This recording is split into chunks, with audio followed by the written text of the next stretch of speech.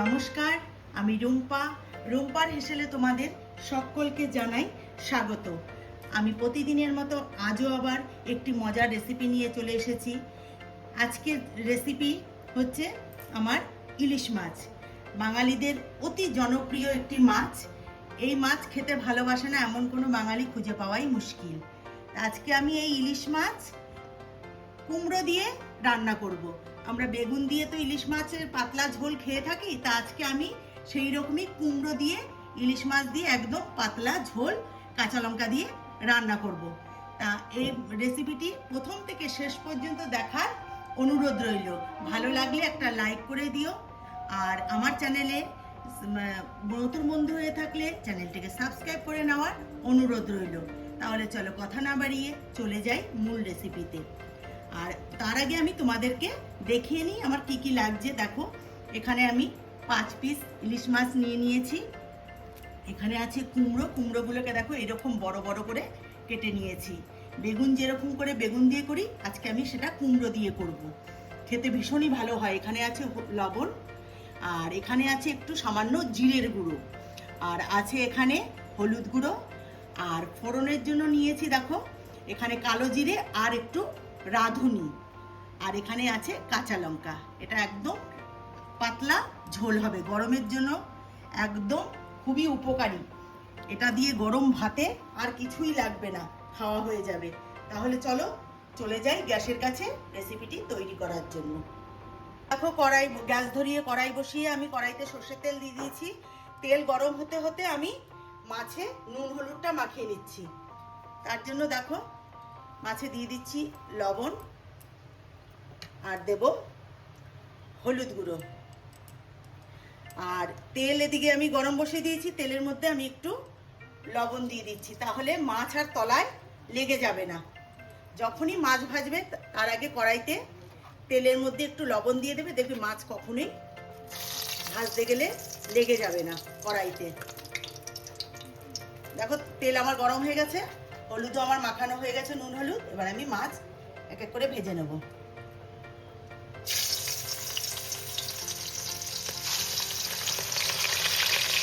প্রথমে আমি 3 পিস মাছ ভেজে নিচ্ছি, তারপরে বাদ বাকিটা ভেজে নেব। দেখো মাছ আমি ভেজে নিয়েছি। ইলিশ মাছ বেশি ভাজতে নেই, এপিট এপিট করে হালকাভাবেই আমি ভেজে নিয়েছি। এবার আমি ওই তেলের মধ্যেই দিয়ে দিচ্ছি ফোড়ন। এখানে আছে কালো জিরে আর একটু রাঁধুনি। এই রাঁধুনিটা দেবে কালো জিরের সাথে, তাহলে কিন্তু দেখবে টেস্টটাই আলাদা হয়। এবার আমি দিয়ে দেবো এর মধ্যে কাঁচা লঙ্কাটা। তেলের পরে কাঁচা লঙ্কাটা দিলে পরে কিন্তু কাঁচা লঙ্কার যে গন্ধটা ইলিশ মাছের সঙ্গে মিশে গিয়ে কিন্তু আলাদাই একটা স্বাদ আনে। এবার আমি এর মধ্যে দিয়ে দিচ্ছি কেটে রাখা কুমড়োটা দিয়ে দিলাম। এবার আমি ভেজে নেব কুমড়োটা। দিয়ে দেবো এর মধ্যে একটু হলুদ গুঁড়ো, আর দেবো স্বাদ মতন লবণ। ঝালটা তোমরা তোমাদের পছন্দ মতো দেবে। আমি এখানে 5টা কাঁচা লঙ্কা দিয়েছি, তোমরা তোমাদের পছন্দ মতন কাঁচা লঙ্কাটা দেবে। আর এটা কাঁচা লঙ্কাতেই রান্নাটা হবে, একদম পাতলা ঝোল হবে। খেতে ভীষণই ভালো লাগে। ইলিশ মাছ যা দিয়েই রান্না করবে তা যেই মানে মানকচু হোক, গাঠি কচু হোক, যা কিছু দিয়েই রান্না করবে দেখবে ইলিশ মাছের এই পাতলা ঝোলটা খেতে কিন্তু ভীষণই ভালো হয়। আজকে আমি কুমড়ো দিয়ে করছি। এইভাবে তোমরা অবশ্যই বাড়িতে কিন্তু একবার খেয়ে দেখো, কুমড়ো দিয়ে ইলিশ মাছ ভীষণই ভালো লাগে। এবার কুমড়োটা আমি একটু ভেজে নেবো লাল লাল করে। দেখো কুমড়ো কিন্তু ভাজা হয়ে গেছে। এবার আমি এর মধ্যে দিয়ে দিচ্ছি একটু জিরের গুঁড়ো। এটা সম্পূর্ণ অপশনাল, তোমরা চাইলে দেবে, না চাইলে না দিতে পারো, কোনো অসুবিধা নেই। তবে আমার মনে হয় দিলে একটু ভালোই লাগে খেতে। এবার আমি এর মধ্যে দিয়ে দেবো জল। এর মধ্যে দিয়ে দিচ্ছি জল। জলটা কিন্তু আমি আগে থেকে ফুটিয়ে রেখেছিলাম। যেহেতু পাতলা ঝোল হবে তাই আমি আরেকটু জল দেবো।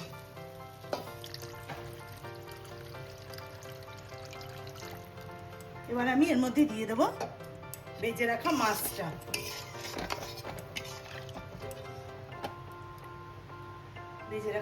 দিয়ে দিচ্ছি। এবার আমি এটা ঢাকনি দিয়ে ঢেকে দেবো ফুটে আসা অবধি।